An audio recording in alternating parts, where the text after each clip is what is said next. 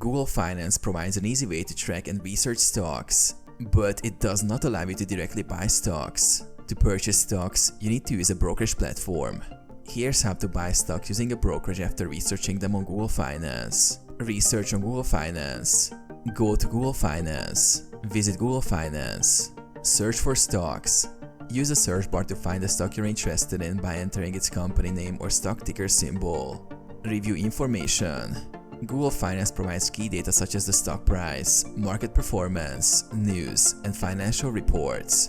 You can use this to assess the stock. Choose a brokerage platform. Select a brokerage. Choose a stock brokerage like Robinhood, E-Trade, Fidelity, or TD Ameritrade. Many platforms allow commission-free trading. Create an account. Register for an account and complete any required verification.